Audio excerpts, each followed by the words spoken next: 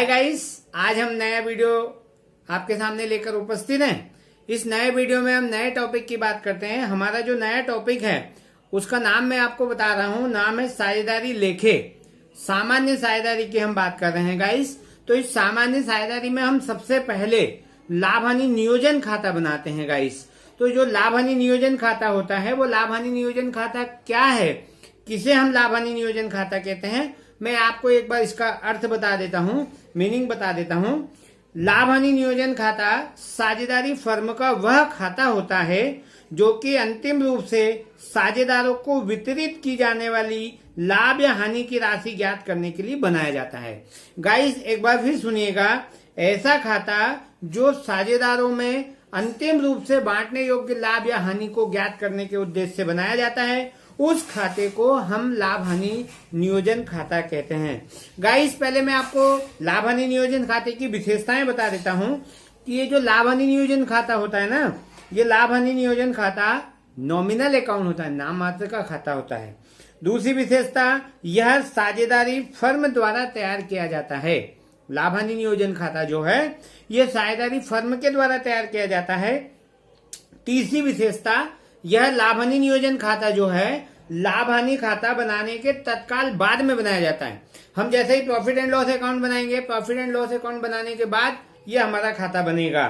तो गाइस ये इसकी कुछ विशेषताएं मैंने आपको बताई। आगे हम चलते हैं, लाभ हानि नियोजन खाता बनाने के रूल्स क्या है, नियम क्या है।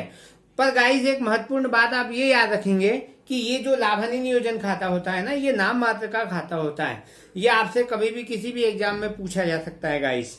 अब लाभ हानि नियोजन खाता बनाने के लिए हमें किन किन बातों का ध्यान रखना है, तो हम सबसे पहली बात करते हैं, क्वेश्चन जब हम पढ़ेंगे तो या तो हमें क्वेश्चन में पहले प्रॉफिट दी होगी या हानि दी हुई होगी, लॉस दिया होगा, या तो हमें लाभ दिया होगा या हमें हानि दी होगी गाइस। तो आप एक बात बहुत अच्छे से ध्यान रखेंगे कि यदि आपको क्वेश्चन में लाभ दिया है तो आप उसको क्रेडिट साइड में लिखेंगे बाय बैलेंस के नाम से, और यदि आपको हानि दे रखी है तो आप डेबिट में लिखेंगे टू बैलेंस के नाम से।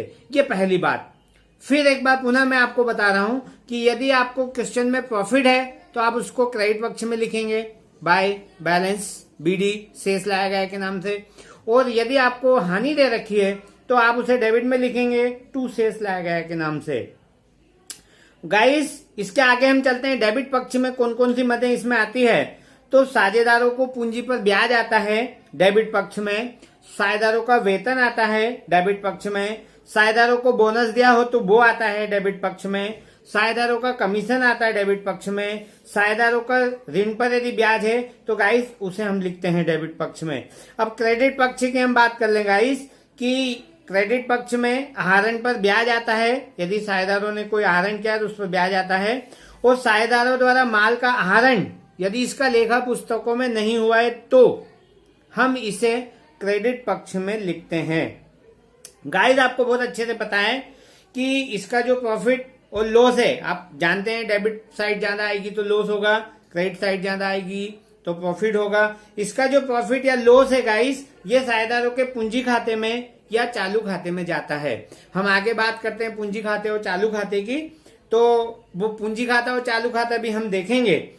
पर इसका जो बैलेंस है वो बैलेंस आपको साझेदारों के पूंजी खाते में ट्रांसफर करना होता है, और यदि प्रश्न में आप चालू खाता बनाते हैं, चालू खाते से संबंधित मदें दे रखी है तो फिर वो चालू खाते में ट्रांसफर होता है। ये लाभ हानि नियोजन खाता बनाने के लिए कुछ नियम थे गाइस। आगे हम बात करते हैं, यही इसी क्वेश्चन में यदि हम बात करते हैं तो यदि हम प्रॉफिट एंड लॉस बांटने की बात करते हैं, तो यदि साझेदारों के बीच में किसी प्रकार का कोई अनुबंध नहीं होता है तो फिर उनका जो प्रॉफिट या लॉस है वो बराबर बांटा जाता है। इसका आपको बहुत महत्वपूर्ण रूप से ध्यान रखना है कि यदि साझेदारों के बीच में कोई अनुबंध नहीं है, कोई नियम नहीं है गाइस, तो आपको लाभ या हानि का विभाजन जो है वो बराबर करना है। फिर आगे हम बात करते हैं अनुबंध के अभाव की बात करते हैं। तो यदि साझेदारों के बीच में किसी प्रकार का कोई अनुबंध नहीं हुआ है तो फिर साझेदारों को ऋण पर 6% की दर से ब्याज दिया जाएगा। इसके अलावा और किसी भी प्रकार का ब्याज उनको पाने का अधिकार नहीं होगा यदि साझेदारों के बीच में किसी भी प्रकार का कोई अनुबंध नहीं हो तो। गाइस फिर आप छोटी सी बात ध्यान रखेंगे, आपको बहुत महत्वपूर्ण रूप से, और ये बहुत छोटी सी बात ध्यान रखना है कि यदि वेतन देने के बाद का लाभ दे रखा है, जैसे आप अभी हमने कहा कि लाभ हानि नियोजन खाते के डेबिट में आपको वेतन लिखना, तो वेतन देने के बाद का यदि लाभ दे रखा है गाइस, तो फिर वेतन आपको लाभ हानि नियोजन खाते में नहीं लिखना है। इन छोटी छोटी बातों का आप ध्यान रखना पड़ेगा आपको, तब जाके ये लाभ हानि नियोजन खाता हम बना पाएंगे।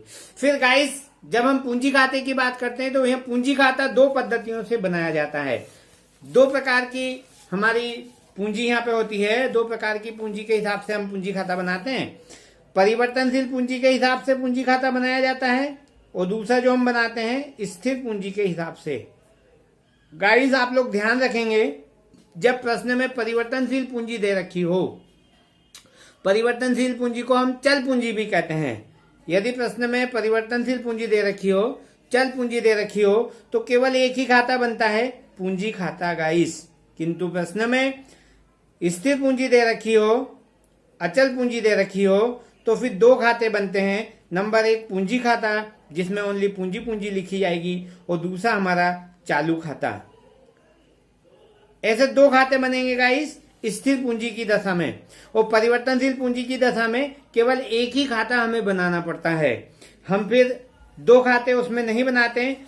जैसा आप नाम से समझते हैं परिवर्तनशील पूंजी, यानी कि पूंजी परिवर्तित हो जाती है, वर्ष के अंत में जो पूंजी का जो बैलेंस है वो बैलेंस बदल जाता है। और जैसा आप यहाँ देख रहे हैं स्थिर पूंजी, नाम से अपने को समझ में आ रहा है गाइस, जो स्थिर पूंजी होती है उसमें पूंजी का बैलेंस नहीं बदलता, पूंजी स्थिर रहती है। बाकी सारी जो मदें होती है वो चालू खाते में लिखी जाती है, उससे फिर हम चालू खाता बनाते हैं। तो गाइस ये हमारा साझेदारी जो सामान्य है उसमें लाभ हानि नियोजन खाता हम जो बनाते हैं उससे संबंधित नियम, और कुछ पूंजी से संबंधित हमारे नियम है। फिर हमारा जो अगला वीडियो होगा उस अगले वीडियो में फिर हम लाभ हानि नियोजन खाता बनाना सीखेंगे, और फिर उसका जो अगला वीडियो होगा उस वीडियो में हम पूंजी खाता बनाना सीखेंगे गाइस।